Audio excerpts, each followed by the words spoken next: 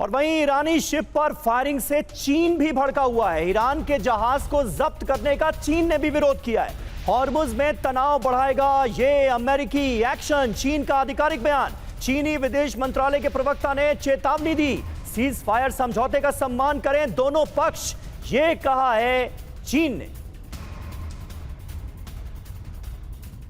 और वहीं अरब सागर में अमेरिका और चीन आमने सामने आ गए। ईरान से चीन जा रहे जहाजों की जांच करेगा अमेरिका। अमेरिकी नाकेबंदी में चीन के जहाजों का निरीक्षण।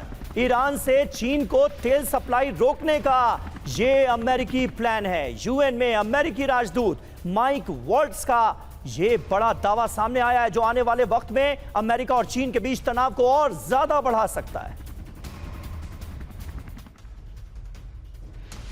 तो ये देखिए, अरब सागर में अमेरिका वर्सेस चीन हो गया है। नाकेबंदी में चीन के जहाजों की जांच करेगी यूएस की नेवी। ईरान से चीन जा रहे जहाजों की जांच की जाएगी। ईरान से चीन को तेल निर्यात रोकेगा अमेरिका।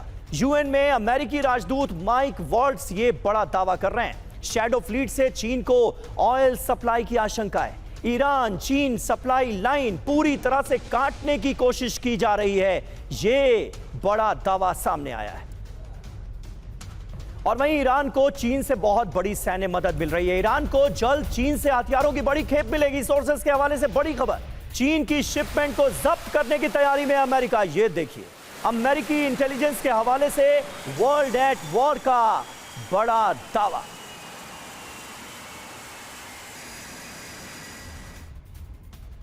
और ईरान को चीन से सैन्य मदद की खबर है। फिर जंग की आशंका के बीच ईरान को चीन से हथियार मिल सकते हैं। ईरान को बहुत जल्द चीन से हथियारों की बड़ी खेप मिलने जा रही है। ऑयल टैंकर और कमर्शियल जहाज से हो सकती है शिपमेंट।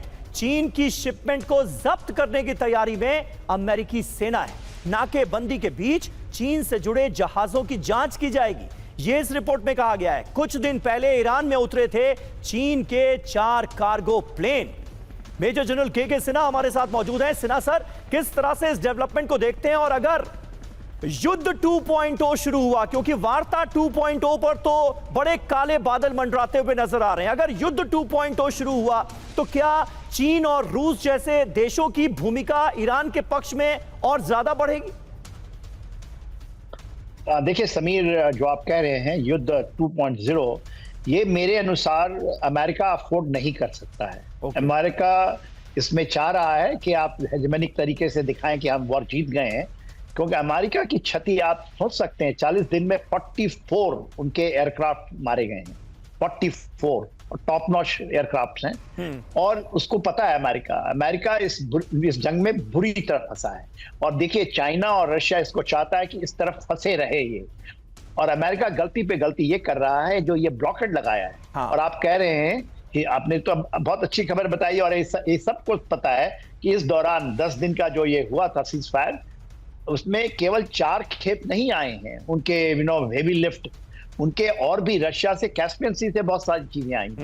तो ईरान सामरिक तरीके से मजबूत हो रहा है। उनको जो चाहिए, उनके पास तो मिसाइल है ही है, ड्रोन्स है ही है, पर जो चीजें चाहिए, आप 44 यदि आप एयरक्राफ्ट को मार गिराते हैं, जिसमें 17-18 तो आपके रैपिड ड्रोन है, MQ-9, इवन MQ-4 ये 40 दिन के बाद 2 दिन पहले गिराया गया है।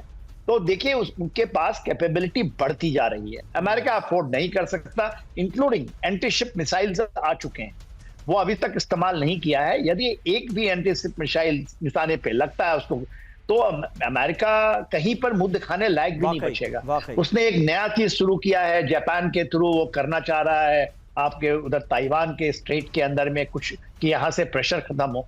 मगर अमेरिका इस बुरी तरह फंसा है, ना तो यहाँ से निकल पा रहा है।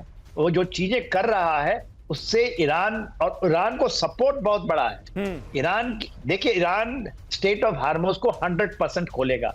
उसने खोल दिया था, 16 तारीख को खोल दिया था, बिल्कुल। मगर अमेरिका इसके पीछे, उसको लगता है कि जब इसने कहीं थोड़ा सा नहीं किया, हम इसको पकड़ के रखें। तो इनको क्या मकसद है ये बताइए कि आप नेवल ब्लॉकेड लगाएं, फिर यहाँ पर आप चीजों को पकड़ें। तो आप एस्केलेट करना चाहते हैं। वो चाहते हैं कि आप ज्यादा से ज्यादा ऐसा चीज करके ले लेंगे। उनको टेबल में लाना चाहते हैं, कोहर्सिव से कहते हैं कि आप इस डॉटेड लाइन पे साइन कीजिए। ईरान कभी नहीं करेगा, क्योंकि दो बड़ी शक्तियां उसके पीछे एब्सोल्युटली रॉक सॉलिड खड़ी है आज। सही बात है चाइना सर, देगा और बहुत ईरान ने ज्यादा यही देगा। तो कहा था इस्लामाबाद में जो पहले राउंड की वार्ता हुई उसके नाकामयाब होने के बाद, असफल होने के बाद ईरान की तरफ से यही कहा गया कि जब लगा कि कुछ शर्तों पर बात बन रही है तो और शर्तें ईरान के ऊपर थोप दी गई, जिससे कि बात बिगड़ गई। वही हम हॉर्मुज स्ट्रेट में भी होता हुआ देख रहे हैं।